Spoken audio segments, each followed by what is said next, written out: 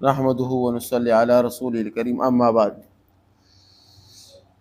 صلہ رحمی کرنے میں، رشتہ داروں کے ساتھ اچھا سلوک، اچھا برتاؤ کرنے میں 3 بڑے فائدے ہیں جو بہت سے احادیثوں کے اندر بیان کیے گئے ہیں۔ چنانچہ ارشاد ایک حدیث میں ہے، عن علی بن ابی طالب رضی اللہ تعالی عنہ النبی صلی اللہ علیہ وسلم قال من سرہ بأن يمد له في عمره ويوسع له في رزقه ويدفع عنه ميتة السوء فليتق الله وليصل رحمه۔ ترجمہ: علی رضی اللہ تعالیٰ سے روایت کرتے ہیں کہ جس شخص علی رضی اللہ حضور صلی اللہ علیہ وسلم سے روایت کرتے ہیں کہ جس شخص کو یہ بات اچھی لگتی ہے کہ اس کی عمر میں اضافہ کیا جائے اور اس کے رزق میں وسعت کر دی جائے، رزق کھول دیا جائے اور اس سے بری موت کو ہٹا دیا جائے، تو اللہ تعالیٰ سے ڈرے اور صلہ رحمی کرے۔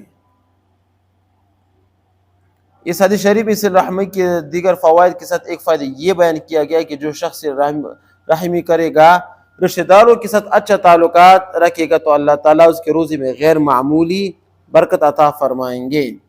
غیب سے اس پر روزی کے دروازے کھول دیے جائیں گے اور دیکھتے دیکھتے اللہ تعالیٰ اس کو اور اس کے اولاد کو حلال و کشادہ روزی سے مالا مال فرمائیں گے۔ اب یہ کتنا بڑا فائدہ ہے، اور بھائی عزیز و قارب اور رشتہ داروں تو سب ہی کے ہوتے ہیں۔ میں نے پچھلے اتوار کو مثال دی تھی کہ پورا ایک خاندان ہوتا ہے، اس میں سب ایک دوسرے کے رشتہ دار ہوتے ہیں، اس میں امیر بھی ہوتے ہیں، غریب بھی ہوتے ہیں، بیمار بھی ہوتے ہیں، صحت مند بھی ہوتے ہیں۔ آدمی ان سے بے نیاز بھی نہیں رہ سکتا، اور یہ بھی نہیں ہو سکتا کہ سب کو چھوڑ کر آدمی کے جنگل میں جا کر بیٹھ جائے۔ اور ساتھ رہنے میں جیسے 5 انگلیاں برابر نہیں، 5 چہرے ایک جیسے نہیں ہوتے، تو 5 مزاج بھی ایک جیسے نہیں ہوتے، 5 طبیعت بھی ایک جیسے نہیں ہوتی، اور جب طبیعت ایک جیسے نہیں ہوتی تو اختلاف کا ہونا یقینی بات ہے۔ یقیناً نا اتفاقیاں بھی ہوں گی، وہاں رنجشیں بھی ہوں گی، وہاں ایک کو دوسری تکلیف بھی یقیناً پہنچے گا۔ اب اگر آدمی ان تکلیفوں کو لے کر بیٹھ جائے اور ان رنجشوں کو لے کر بیٹھ جائے اور اس سے تعلقات بھی توڑ لے، اس سے ملنا جلنا بھی چھوڑ دیں، اس سے بھی سلام و کلام بھی بند کر دے، تو شہر میں رہتا ہے، محلے میں رہتا ہے، خاندان میں رہتا ہے، لیکن ہر ایک سے لڑا بیٹھتا ہے۔ یہ کوئی کمال کی بات نہیں، یہ تو عیب کی بات ہے، یہ تو کمزور کی بات ہے، یہ تو اپنے آخرت کو برباد کرنے کا کام ہے۔ ہمیں یہ تعلیم دی گئی کہ ہمیں حکم دیا گیا کہ ان سارے باتوں کو سر انجام دینے میں اپنے اندر تحمل، بردباری صبر پیدا کریں۔ جن تکلیف پہنچے گی ان سب کو اللہ تعالیٰ کے لیے معاف کرتے رہو، درگزر کرتے رہو۔ حضرت محمد صلی اللہ علیہ وسلم کی تمام زندگی میں آپ کا سب سے بڑا سبق کہ آپ نے حلم، صبر اور برداشت سے کام لیا ہے، کبھی بھی غصہ نہیں کیا ہے، اپنے ذاتی مفاد کے لیے کبھی کسی دوسرے بندے پر غصہ نہیں کیا ہے۔ کتنی تکلیف اس کو پہنچی۔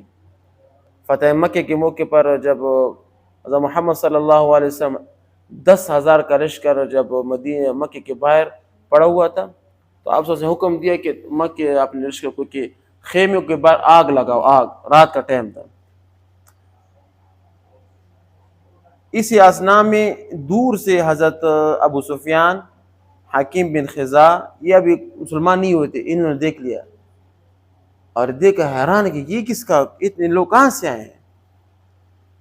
حکیم بن خزاع نے کہا کہ یہ تو کوئی دوسرا قبیلہ ہوگا۔ انہوں کہتے ہیں ایک قبیلے کا نام لیا، کہتے ہیں کہ اس قبیلے کے لوگ بہت کم ہیں، مجھے تو لگتا ہے کہ یہ تو حضرت محمد صلی اللہ علیہ وسلم کا لشکر ہے۔ اسی اثناء میں عباس رضی اللہ تعالیٰ بھی آ گیا، آپ صلی اللہ علیہ وسلم کے چچا تھے، اس نے واقعہ دیکھ نظر تو بے ساختہ ہو گیا۔ بے ساختہ یہ ہو کہ اس کو کچھ سمجھ نہیں آ رہا تھا، اب کیا کریں؟ تو عباس نے کہا اپنے سفیان کو کہ آؤ میرے پاس بیٹھو، خچر پہ دونوں بیٹھ گئے کہ آپ سے بات کرتے ہیں۔ جب عباس کے پاس لے گئے تو اب عمر رضی اللہ پہلے سے کڑا ہوا تھا۔ آپ کو فرمایا کہ اللہ کے رسول مجھے حکم دے کہ ابو سفیان کا یہاں سے گردن کو سر قلم کر دو، یہ تو دشمن ہے۔ آپ سے اپنے چچا کو کہا کہ اس کو کل لے آؤ، ابو سفیان کو۔ جب یہ کل آئے دونوں، تو ابو سفیان پہلے سے اس میں دل میں اسلام کی حیت ڈال چکی تھی، وہ اسلام لائے، اور یہ بھی کیا کہا کہ جو کوئی بھی ابو سفیان کے گھر پر داخل ہوگا وہ امن میں ہوگا. یہی ابو سفیان جس نے حضرت محمد کو اتنی تکلیفی دی کسی کا شمار بھی نہیں ہو سکتا. آپ سب کو پتہ تھا کہ مکہ والے مجھے یہ تکلیفی دی، یہ تکلیفی دی، ہر آدمی کو پتہ تھا. لیکن حضرت محمد سے فرمایا کہ جو کوئی اپنے گھر کا دروازہ بند کرے امن میں ہے، جو کوئی جنگ کے لیے نہ نکلے امن میں ہے، جو کوئی حضرت عباس حضرت ابو سفیان کے گھر میں چلا جائے وہ امن میں ہے. بچوں کو قتل نہیں کیا جائے گا، بوڑھوں کو قتل نہیں کیا جائے گا، عورتوں کو قتل نہیں کیا جائے گا. اس کو کہتے ہیں صلہ رحمی. آپ سب کو پتہ ہے کہ 10 سال پہلے ان لوگوں نے مجھے اتنی تکلیفی دی کہ میرے راستے میں کانٹے پہ جاتے تھے، میرے پیچھے آوازیں کرتے تھے. جب میں نماز پڑھتا ہوں میرے اوپر کیا ہوتا ہے اجوے لکھتے تھے، اونٹ کے بڑے بڑے جو گوشت کے حصے میرے اوپر رکھتے تھے تاکہ میں نماز نہ پڑھ سکوں. آج فتح کے انداز سے جا رہا ہے، لیکن اس کا جو اعلان ہے پوری دنیا کے لیے سبق ہے کہ اسلام انتقام کی کارروائی کو بڑا خلاف ہے. انتقام اسلام میں نہیں بلکہ حلم، صبر، برداشت، معافی یہ اسلام میں ہے. تو یہ جو صلہ رحمی ہے نا، اس سے 3 بڑے فائدے ہوں گے. ایک تو آپ کے حالات سے ہوں گے، اللہ پاک آپ کے رزق کے دروازے کھول دیں گے. اور دوسرے یہ ہوگا کہ اولاد، جب آپ کسی اور کو معاف کرو گے نا تو آپ کی اولاد کیا ہوگی، اس میں بھی حلم و برداشت آ جائے گا.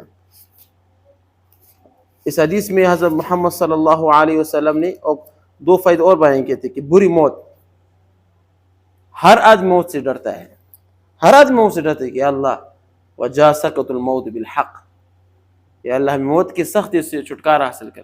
ہم اپنی دعا میں پڑھتے ہیں کہ جب ذوالقدر نہ تو کون سی دعا پڑھنی چاہیے تھی منہ میں؟ لا الہ الا اللہ. یہ دعا پڑھتے ہیں نا کہ جب آخر کلام ہو تو ہمارا آخر کلام کیا ہو؟ لا الہ الا اللہ محمد رسول اللہ. اور صلہ رحمی سے یہ آپ کو فائدے حاصل ہوگا. ایک تو یہ ہوگا کہ بری موت، اور آخر فائدہ عمر میں برکت آ جائے گی. عمر برکت مطلب یہ نہیں کہ آپ 60 سالوں میں آپ کیا سزا ہوگی، نہیں، کم وقت میں اللہ پاک آپ سے بہت زیادہ کام لے گا. بیماریاں نہیں آئیں گی، تکلیف سے بچتے رہو گی. جسمانی جتنی تکلیف ہوں گی نا یا اللہ پاک آپ سے دور کر دے گا.